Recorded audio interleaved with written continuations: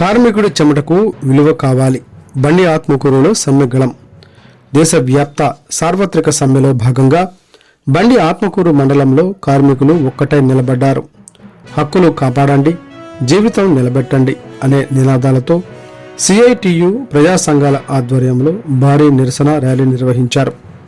ప్రభుత్వం తీసుకొచ్చిన 4 లేబర్ కోడ్లు కార్మికుల హక్కులను తగ్గించే చట్టాలుగా మారాయని, వాటిని వెంటనే రద్దు చేయాలని డిమాండ్ చేశారు.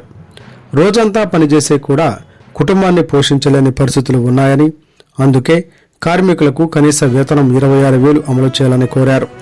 ఉపాధి హామీ చట్టాన్ని బలోపేతం చేయాలని, ప్రభుత్వ రంగ సంస్థలను కాపాడాలని, విద్యుత్ రంగాన్ని ప్రైవేటీకరణకు అప్పగించరాదని నినాదాలు చేశారు.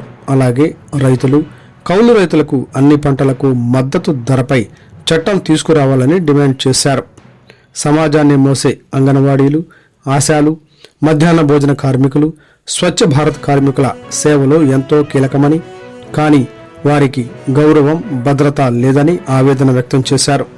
వారిని ప్రభుత్వ ఉద్యోగులుగా గుర్తించి హక్కులు కల్పించాలని కోరారు. ఈ సందర్భంగా బండి ఆత్మకూరు బస్టాండు నుంచి తహసీల్దార్ కార్యాలయం వరకు నిరసన ర్యాలీ కొనసాగింది. పేదల కడుపు నింపే కార్మికుల కదలికగా ఈ సమ్మె నిలిచింది. ఈ కార్యక్రమంలో సిఐటియు జిల్లా నాయకులు రత్నమయ్య, మండల నాయకులు రాజు, వ్యవసాయ కార్మిక సంఘం నాయకులు డేవిడ్, రామచంద్రుడు, అంగన్వాడీ యూనియన్ నాయకురాలు వెంకటరమణమ్మ, ఆశా యూనియన్ నాయకురాలు సుశీలమ్మతో పాటు పలువురు నాయకులు పాల్గొన్నారు.